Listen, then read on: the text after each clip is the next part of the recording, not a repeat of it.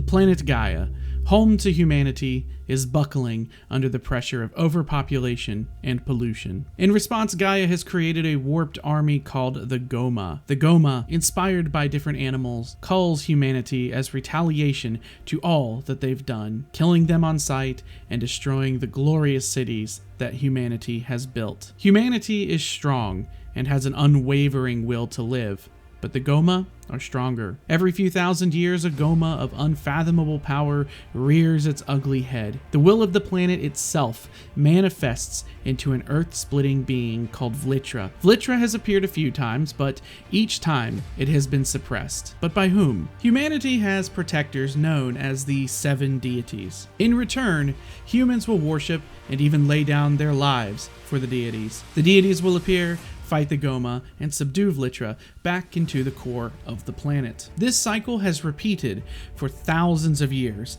and while the 7 deities find a way to defeat Vlitra once and for all, another threat bubbles up from the underworld. The deities have another nemesis they must deal with. Before they were the 7 deities, they were known as the 8 guardian generals. 8, you ask? Let me tell you a story. Long ago, one of the demigod generals turned on his kind. Asura was a general of a dark heart and betrayed the others by killing their leader, the Emperor Strata. A dark cloud hung over humanity and fear struck the planet. Asura was loose and willing to be a much bigger threat than even the Goma. But the other guardian generals stopped him. They battled the great demon Asura and cast him out of the heavens, defeating him once and for all. This victory ascended the other demigod generals to full godhood, and humanity flourished and prospered under their protective watch.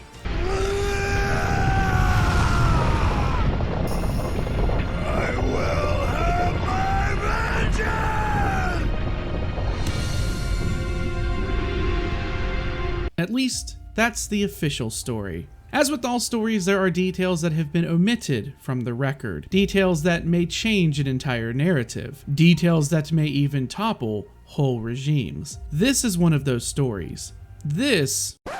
Wait a minute. Is that guy doing what I think he's doing?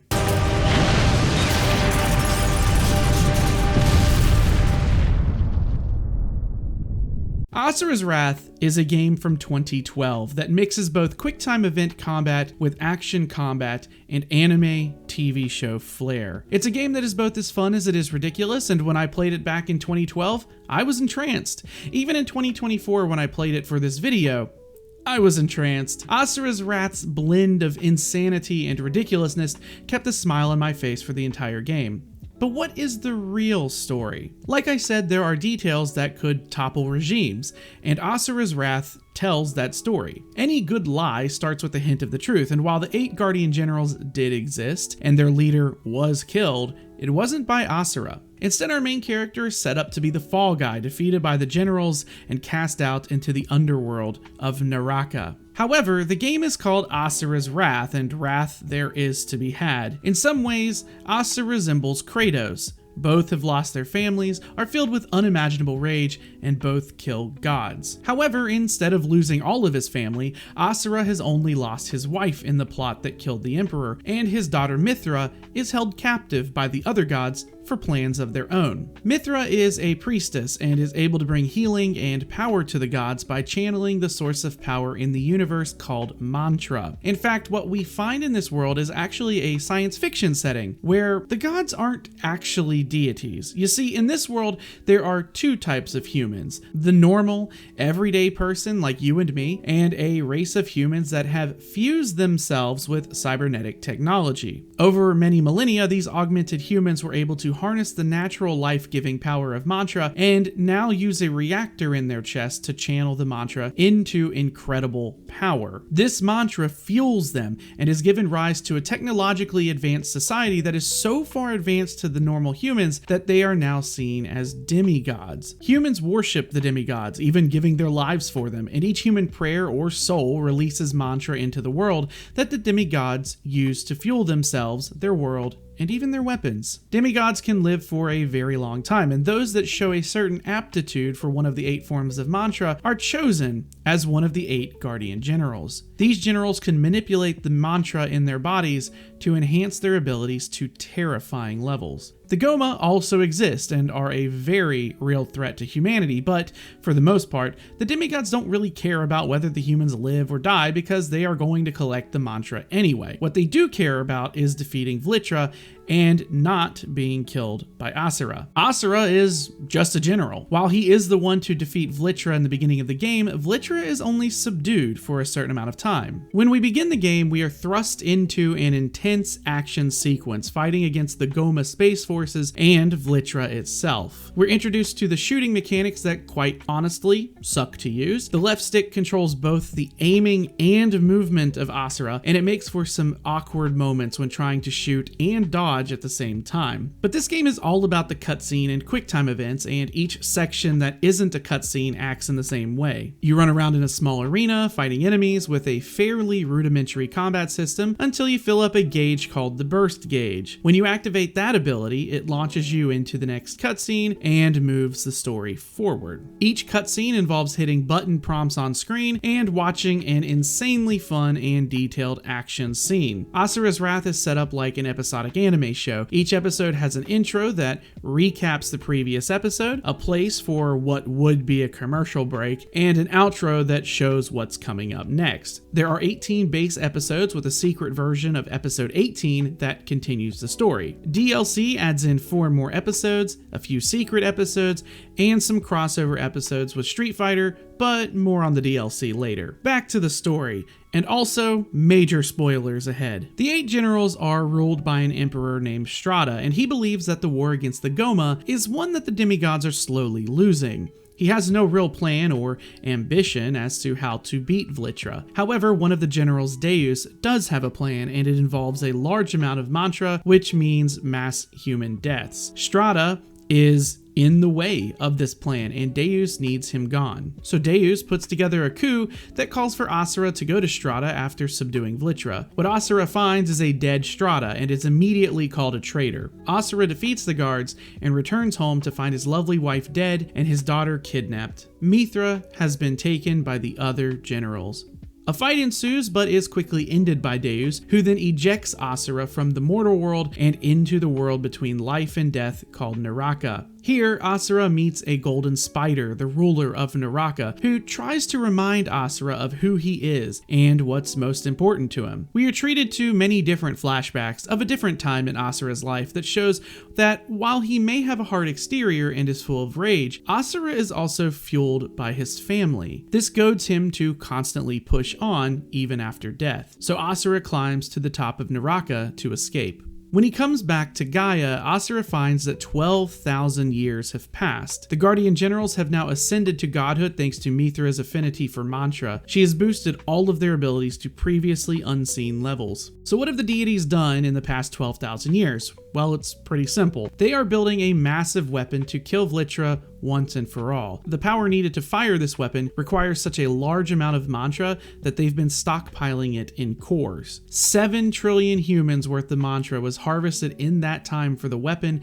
and for the deities to use. When I say that the deities don't care whether humans live or die, this is the reason. They even go out of their own way to kill humans simply to harvest the mantra from their souls. You know, to save them. It's very much a story where the greater good is the motivation for the villains. Once Asura returns to Gaia, flashbacks show how he became a general, his combat training, and his relationship with his family. This fills in a lot of the backstory and pads the game's length a bit. The main story itself focuses a lot on killing the deities. What I always found interesting is that while the game is called Asura's Wrath, I don't think the main motivation for Asura is his wrath.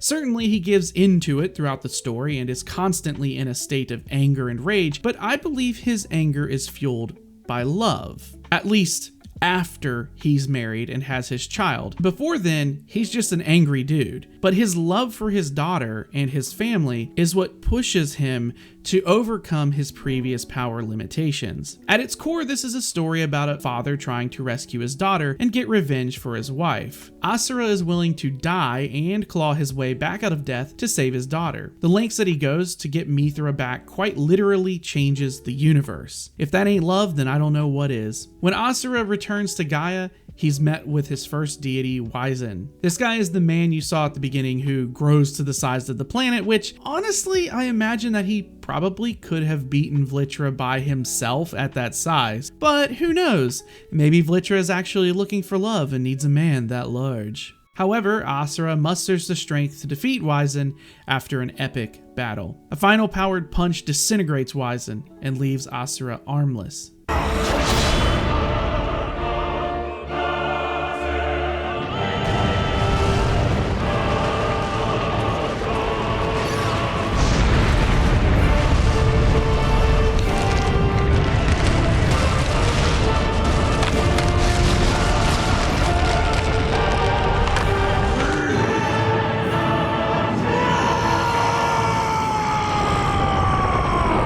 One of the recurring characters that we are supposed to like, but is a complete piece of crap, is a character named Yasha. This guy is a rival of Asura and also Asura's brother-in-law. Yep, this dude is Mithra's uncle and the brother of Durga, Asura's wife. He is complicit in the murder of his sister and actively uses Mithra's power to enhance his own, but for some reason, we're supposed to think he's a good guy in this whole story because he has a change of heart later on. He takes advantage of his own niece's powers while she's in captivity for over 12,000 years. His sister has been killed by the people he's working with, and because of that, he wears a little mask on his face to essentially disassociate from it all. Then he wonders what fuels Asura's rage. Is this guy's mantra affinity stupidity? Yasha kills Asura again.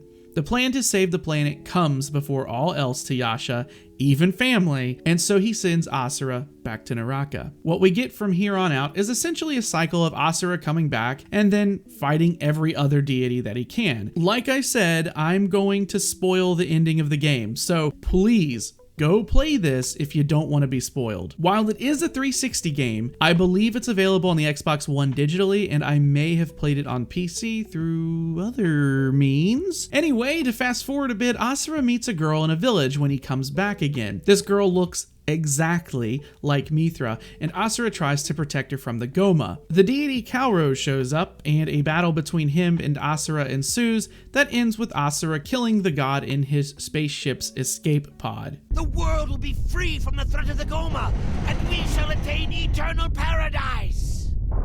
I grow tired of hearing about the world!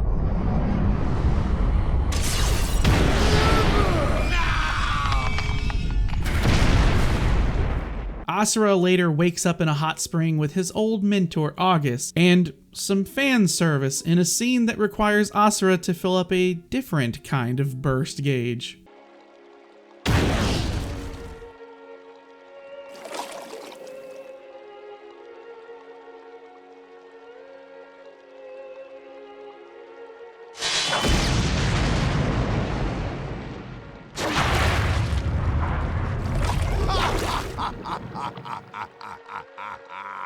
The two reminisce for a bit, and then their battle begins, sending them to the moon, then back to Gaia, and eventually ending with August driving his sword through Asura's stomach and through the entire planet, with the blade coming out the other side. Asura eventually defeats August, but the girl who he was protecting is killed by the fleet of ships in orbit shortly after. This breaks Asura mentally. The loss of random girl number 1 sends him into a frenzy. He loses himself and transforms into a berserker form that looks like a demon.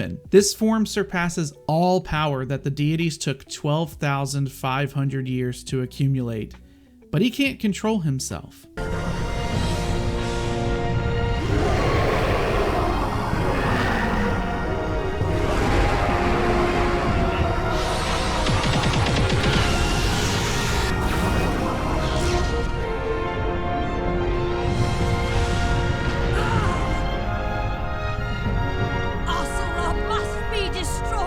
By this point, Yasha switches sides to help Asura. Yasha has a change of heart when he finds that the gods were willing to destroy the largest human cities, all for nothing more than to collect the mantra within. Once again, is this guy stupid? They've been doing this for 12,500 years, and just now he's decided it's a bad thing. Let me guess, it's because he took his mask off, isn't it? stupid.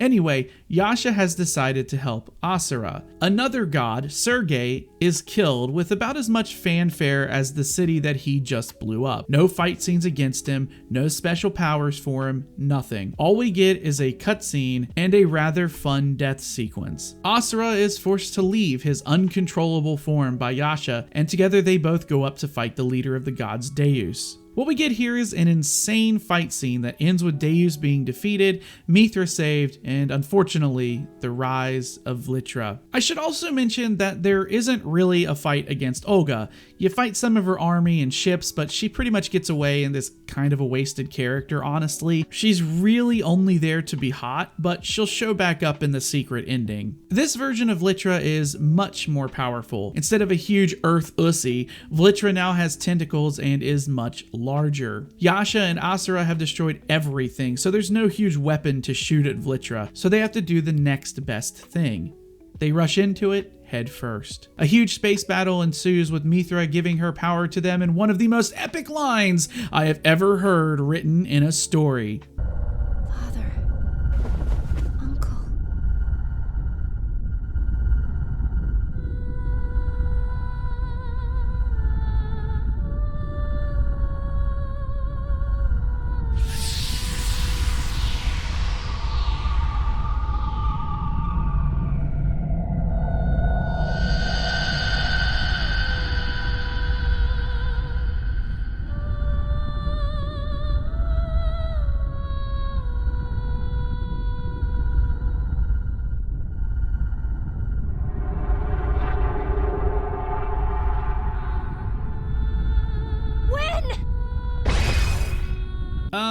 You couldn't have thought of something better than that? The fight that follows is multiple stages.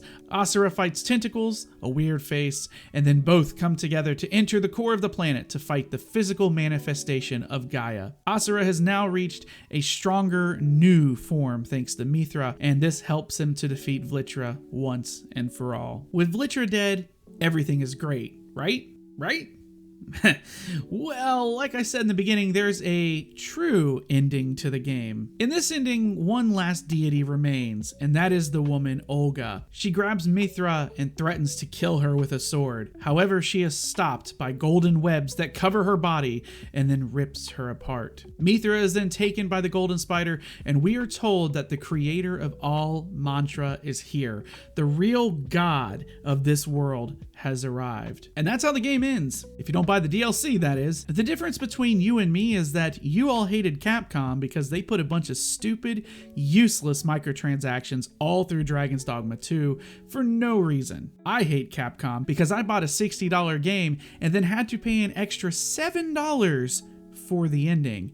We are not the same. You heard that right. Asura's Wrath gives you a cliffhanger ending of God showing up and then locking the actual ending of the game behind a $7 paywall. I paid $70 for a completed game before it was cool. I assume this is Capcom's decision, but I don't actually know. It could have been the developer. What I do know is that if this happened today, people would be in an uproar. And just to add it to further context, this is like if you had bought Dragon's Dogma 2, got all the way to the end of the game, did both of the endings, only to find out that, hey, you can actually take the Godsworn blade, stab the dragon in the chest and kill it, and then as soon as the dragon died, the game ends and says, I need you to pay me an extra $10 for the Unmoored World ending of the game. You know, the ending of the game that's the actual ending of the game. Yeah, that's DLC. Give me an extra $10 for that, please. Regardless, I bought the freaking DLC like everyone else who loved this game. A side note, if you are going to play this game now in more unofficial means,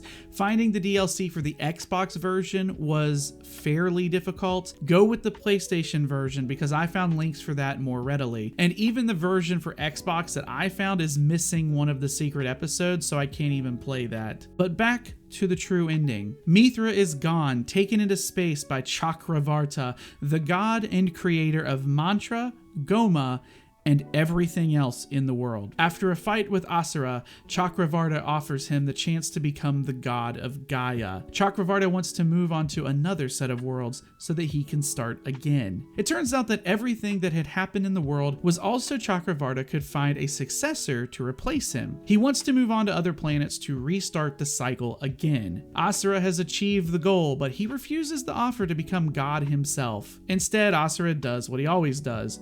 He wants to kill God and save his daughter. A fight ensues that ends with Asura turning into berserker mode. Chakravarta flings Asura off into space and towards Gaia, returning him back to normal. Yasha chases Asura down and both land on the surface of the planet, where they fight more Goma.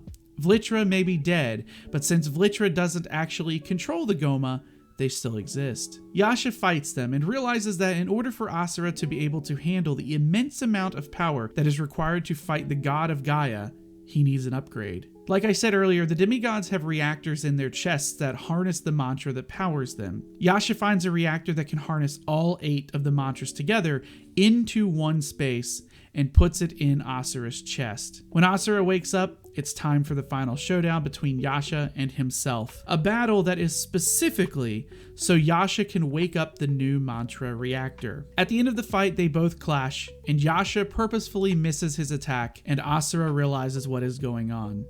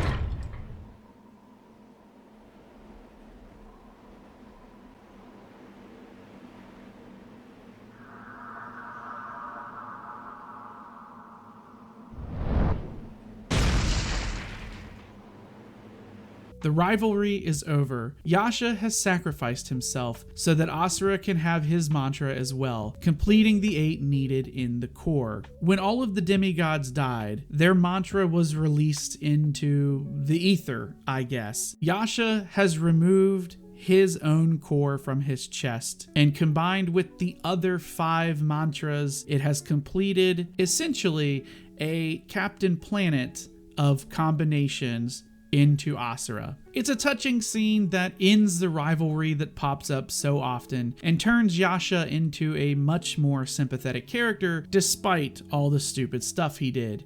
It doesn't really excuse the 12 millennia of horrible crap he pulled, but the scene is done well enough to ease it a little. Now that Asura is fully powered, he flies off to fight his final battle. The boss battle here can take about an hour to beat. There are multiple stages to fighting Chakravarta, and each one is more insane than the last. You have this normal Buddha form, and then he shows his true form.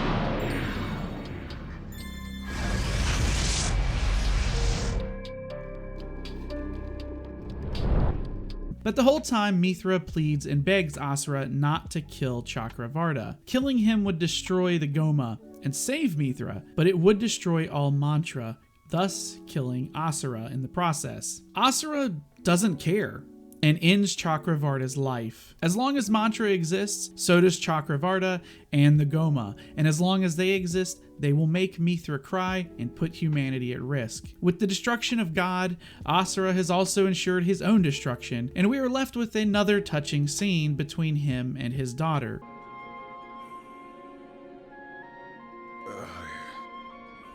I couldn't bear to see you suffer. Stupid. No more crying.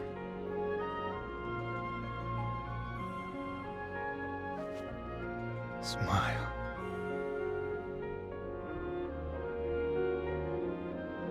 My wrath is finally